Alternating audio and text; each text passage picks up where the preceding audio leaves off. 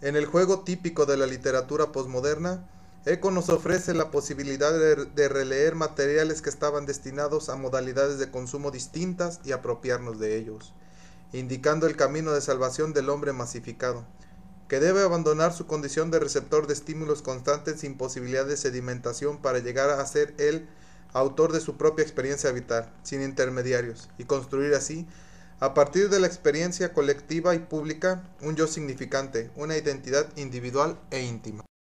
Iniciemos este viaje.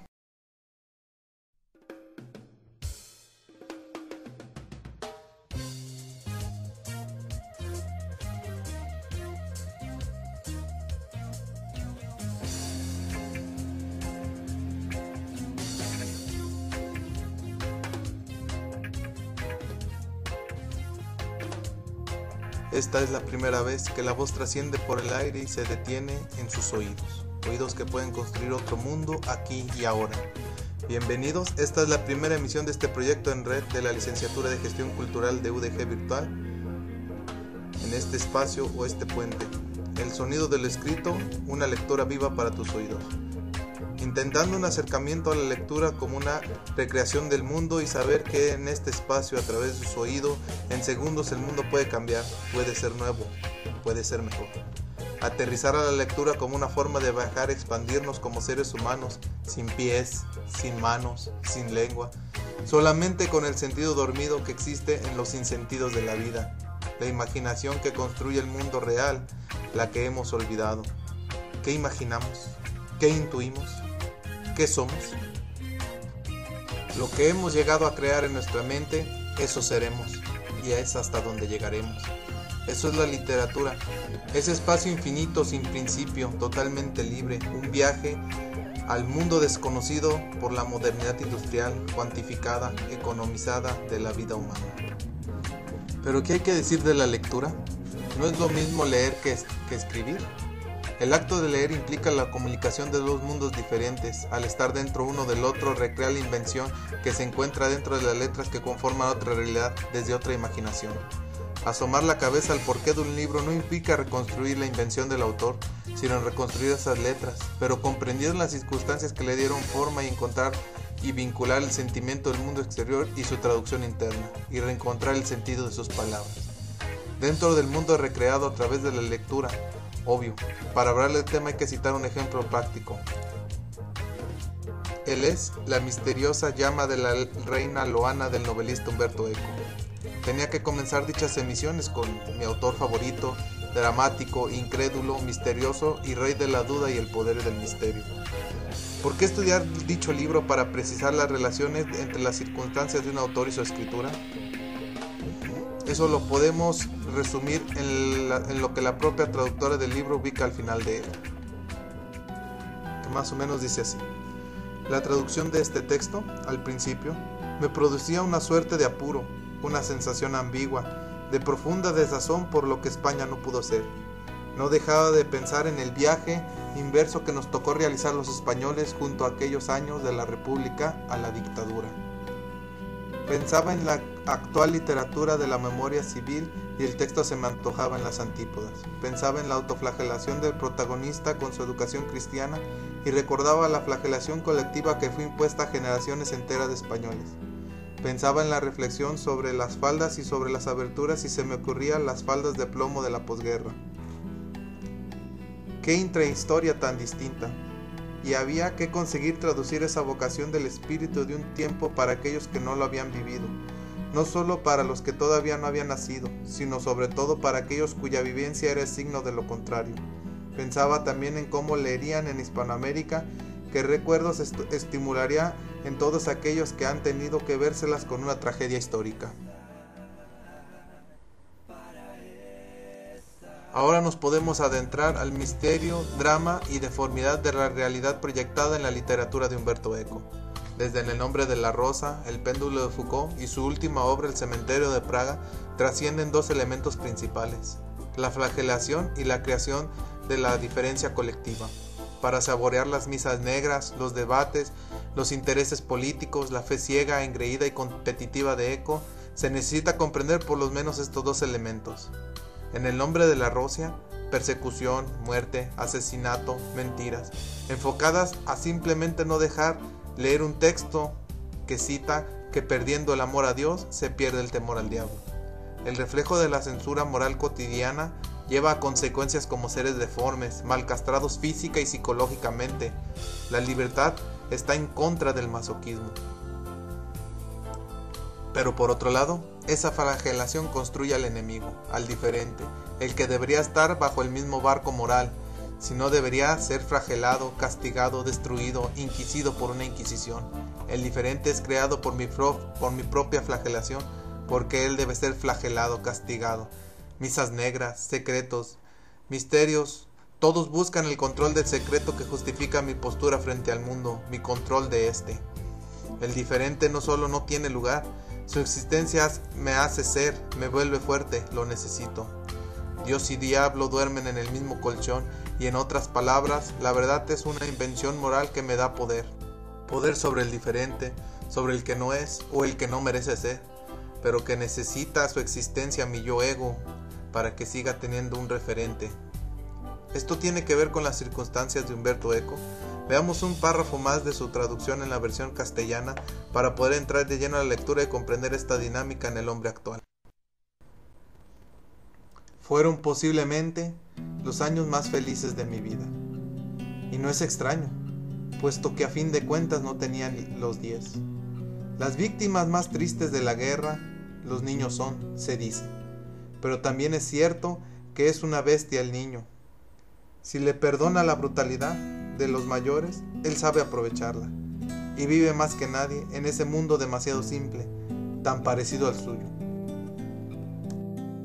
Para empezar, la guerra fue conocer los páramos con viento, los sembrados de gelba pegajosa, y las tardes azules, celestes y algo pálidas, con los montes de nieve sonrosada a lo lejos. Mi amor por los inviernos mesetarios es consecuencia de que hubiera en España casi 1 millón de muertos. Ahora podemos adentrarnos y viajar a las entrañas de Umberto Eco, el que cada quien recrea en su yo eco, en su yo diferente. Engel no era un panteísta, Duhamel sí es un ignorante. Si acaso el panteísta era Giordano Bruno. Un panteísta dice que Dios está por doquier, incluso en esa cagarruta de mosca que ves ahí. Imagínate qué satisfacción, estar por todos los sitios es como no estar en ninguno. Bueno, pues para Hegel no era Dios, sino que era el Estado el que tenía que estar en todos los sitios. Luego era un fascista. Pero no vivió hace más de 100 años. ¿Y qué importa? También Juana de Arco, una fascista de tomo y lomo. Los fascistas han existido siempre, desde todos los tiempos, desde los tiempos de Dios. Sin ir más lejos, Dios, un fascista. Dicho, el padre Cognazo, que está más en la inhóspita que un besugo. Yo creo que Dios existe, desgraciadamente, solo que es fascista. Ahora saltemos unos párrafos más adelante para leer lo siguiente. Fíjate, muchacho, el mundo está dominado por el mal, mejor dicho, por el mal con M mayúscula. No me refiero solo al mal del que mata a su semejante para robarle 2 reales, o al mal de la SS que ahorca a nuestros compañeros. Me refiero al mal en sí, el mal por el que los pulmones se me han podrido, una cosecha se echa a perder, una granizada puede sumir en la más negra miseria al dueño de una pequeña viña, que es todo lo que tiene. ¿Te has preguntado alguna vez por qué existe el mal en el mundo? Ante todo, la muerte, que la gente le gusta mucho vivir y un buen día, ricos, pobres, la muerte se les lleva, incluso siendo niños. ¿Has oído hablar alguna vez de la muerte del universo? Yo que leo lo sé. El universo, digo todo, las estrellas, el sol, la Vía Láctea, es como una pila eléctrica que dura y dura, pero mientras tanto se va descargando y un día se agotará. Fin del universo. El mal de los males es que el universo está condenado a la muerte, desde su nacimiento, por decirlo de alguna manera. ¿Y te parece un buen mundo este, donde existe el mal? ¿No era mejor el mundo sin mal? Pues claro, filosofaba yo. Seguro. Uno va y dice que el mundo nació por equivocación, que el mundo es una enfermedad del universo que no andaba muy bien de salud y un buen día, venga, Le sale su pústula, que es el sistema solar, y nosotros nos lo tragamos a pie juntillas. Pero las estrellas, la Vía Láctea y el Sol no saben que tienen que morir y no se lo toman a mal. En cambio, de la enfermedad del universo nacimos nosotros, que por desgracia nuestra somos una panda de listos y hemos entendido que hay que morir, por lo cual no solo somos víctimas del mal, sino que encima lo sabemos. ¡Qué alegría tú! Pero eso de que el mundo no lo hizo nadie, lo dicen los ateos, y tú dices que no eres ateo. No lo soy, porque no consigo creer que todo lo que vemos a nuestro alrededor y la forma en la que crecen los árboles y los frutos y el sistema solar y nuestro cerebro hayan nacido de casualidad. Está demasiado bien hecho, por lo cual tiene que haber sido una mente creadora, Dios. Y entonces, ¿cómo concilias a Dios con el mal? Así a bocajarro no lo sé. Déjame que piense. Este es un diálogo entre el joven autor de la aventura y un personaje llamado Gragnola, que es un tipo de problemas físicos débil con posturas anarquistas que siempre carga sobre el cuello un bisturí. La vida para él ya tiene un final y quiere joderlos a todos. Durante la época fascista, él es el contacto central de una red de relaciones en un pequeño pueblo entre anarquistas, sacerdotes y comunidades. Se define él mismo como un anarquista y una persona culta, que como Eco, desde su gran capacidad para recrear personajes desde dentro, le da forma a un tipo deprimido, esperando la muerte pero utópico, sentimental, que llega a afirmar: cuando hay que ir a misa, me quedo en el fondo de la iglesia, en silencio, porque a Jesucristo yo lo respeto, aunque es un anarquista con todas las letras, pero un anarquista creyente. Cree que Dios es la maldad del mundo y contrario a la moral que ronda en medio fascista. Para él, el hombre, el ser humano, es la oportunidad de hacer el bien y así estar sobre Dios, vencerlo, vencer su poder desde la libertad de elegir. Y en ejemplo de eso, decide cortarse el cuello con el bisturí que carga como collar todos los días. Al final jodió a Dios, porque él decidió cuándo morir, y también jodió a los fascistas porque no lo hicieron hablar. Él muere como soñó. El joven protagonista de la historia recrea esta figura hasta su ancianidad, que termina con un viaje mítico de coma que parece el paso de la muerte o de las muy diferentes interpretaciones que se le puede dar. Es un libro recomendado 100%, se puede hablar mucho de él, pero aquí solo le damos un poco de tiempo al sonido del escrito, una lectora viva para tus oídos. Me despido con un fragmento del momento agonizante del protagonista de dicha historia.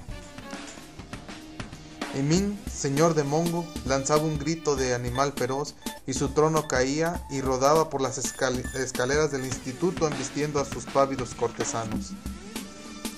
Y muerto el tirano, desaparecidas las bestias, llegadas de todos los lugares del mundo, mientras un abismo se abría bajo los pies de Asura que se hundía en un torbellino de azufre, se elevaba ahora ante la escalinata del instituto y por encima del instituto una ciudad de cristal y otras de piedras preciosas, propulsadas por todos los colores del arco iris, y su altura era de 12.000 estadios, y sus paredes de una diáspora que semejaba cristal puro medía 144 codos.